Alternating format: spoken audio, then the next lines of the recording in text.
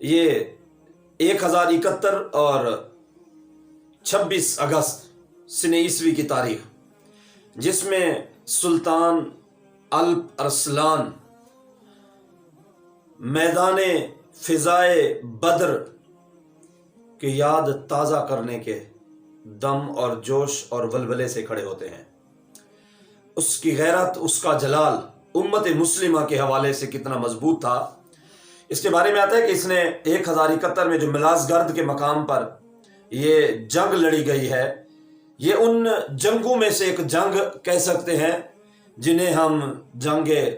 یرموک کا نام دیتے ہیں، موتا کہتے ہیں، احد کہتے ہیں، بدر کہتے ہیں، اور ایسی جو جتنی بھی جنگیں لڑی گئی ہیں ان میں سے ایک جو فیصلہ کن جنگ جسے ہم کہہ سکتے ہیں وہ ملاز گرد کے مقام پر یہ لڑی جانے والی جنگ ہے جو 1071 میں لڑی گئی ہے، اور اس کو لڑنے والے سلطنت سلجوق کے سلطان الپ ارسلان ہیں۔ جس وقت یورپ نے اکٹھے ہو کر یہ جنگ لڑنے کا فیصلہ کیا اور انہوں نے باقاعدہ آپس میں ملک بھی بانٹ لیے کہ ہم 6 لاکھ کا انہوں نے لشکر فوج کا اکٹھا کیا کہ ہم مسلمانوں کے ساتھ لڑیں گے ملاز گرد کے مقام پر، اور انہوں نے آپس میں طے بھی کر لیا کہ شام کس کو ملے گا، یہ عراق کس کو دیا جائے گا، روم کس کو دیا جائے گا، فارس کس کو دیا جائے گا، یہ اسلامی سلطنتیں کس کس کو ملیں گی، یہ بھی انہوں نے آپس میں فیصلے کر لیے تھے۔ اتنی خطرناک ارادے سے نکلے تھے ان کا۔ یہ اس وقت 1071 میں تو یہ ان کی خواہش پوری نہیں ہوئی، پھر یہ انہوں نے سلطنت عثمانیہ کے ٹکڑے ٹکڑے کر کے 1924 کے اندر اپنے اس خواب کو پورا کیا ہے۔ بہرحال سلطان الپ ارسلان 6 لاکھ فوج کے سامنے اس وقت کھڑے ہوئے جس وقت کوئی بھی مسلمان ایک سپہ سالار کے جھنڈے کے نیچے متحد نہیں ہو رہے تھے۔ اس وقت سلطان الپ ارسلان 12,000 کا لشکر لے کر نکلے ملاز گرد کے مقام پر، اور جب انہوں نے جمعہ کا دن تھا خطبہ دیا، اپنی فوج سے مخاطب ہوئے تو یہ کہنے لگے، اپنی حکمت عملی کو، جنگی حکمت عملی کو ان کے سامنے رکھا کہ آج جمعہ کا دن ہے، امت مسلمہ مشرق سے مغرب تک ہمارے لیے دعائیں کریں گے، ہم ان کی دعاؤں کا سہارا لے کر جمعہ کی نماز کا وقت جیسے مکمل ہوگا ہم اس کے بعد اس لڑائی کا آغاز کریں گے۔ اور اس نے کہا سلطان الپ ارسلان نے کہ تم نے کرنا ایسے ہے کہ جہاں پر میں تلوار ماروں گا تم وہاں پر تلوار مارو گے، جہاں پر میں تیر چلاؤں گا تم وہاں پر تیر چلاؤ گے، میرے نقش قدم پر چلتے ہوئے ہم ملاز گرد کے اس مقام پر اپنی فتح کا جھنڈا گاڑیں گے۔ آپ کے مخلص ساتھیوں نے، سپاہیوں نے جان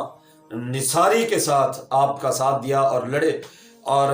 جب حملہ کیا سلطان الپ ارسلان نے تو اس کو دور سے جب بازنطینی بادشاہ کا خیمہ نظر آیا تو اس نے تیر چلایا، جیسے آپ نے تیر چھوڑا آپ کی ساری فوج نے 12,000 کے لشکر نے ایک ساتھ جب تیر چھوڑا، حملہ کیا گیا، مسلمان اکٹھے ہو گئے اس خیمے کے ارد گرد، اور انہوں نے بازنطینی یورپ سے بھیجی گئی فوجیوں کو پکڑ جکڑ لیا اور ان کو قتل کرنے لگے۔ اور ادھر سے نعرہ بلند ہوا، انہوں نے نعرہ بلند کیا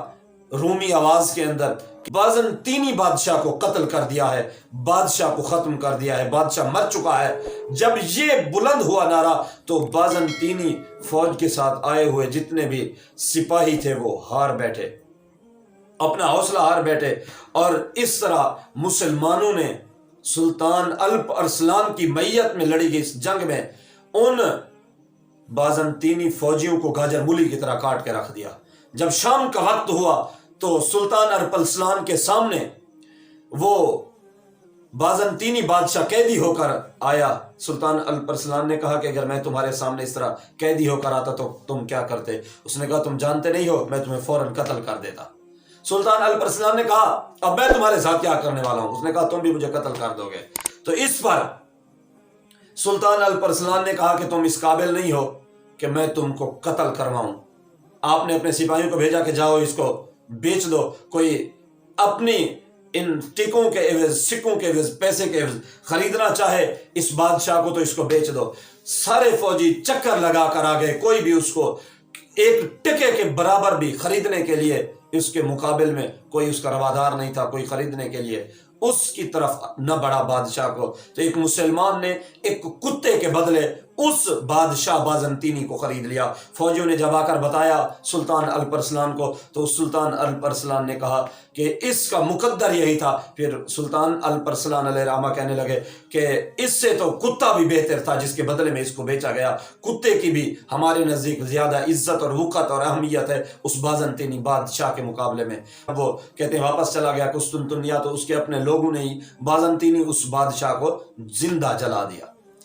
कहने का मकसद यह है कि जब हुक्मरान गैरतमंद हो, जब सिपा सालार गैरतमंद हो, तो फिर सुल्तान अल्परसलान की मैयत में 12,000 का लश्कर भी 6 लाख का सामना कर देता है और उन्हें गाजर मूली की तरह काट के रख देता है और उसके बादशाह को फिर अपना गुलाम बना लेता है और उसकी कीमत एक कुत्ता बन जाती है।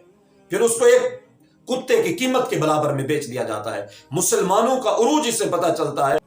मुसलमान कामयाब हो सकते हैं तो गैरत के साथ जिंदा रहकर कामयाब हो सकते हैं। आज जो उम्मत मुस्लिमा जलील रुसवा और पिस्पा हो रही है, इसकी वजह यही है जहां पर हमने इस्लामी तालीमात को छोड़ दिया है।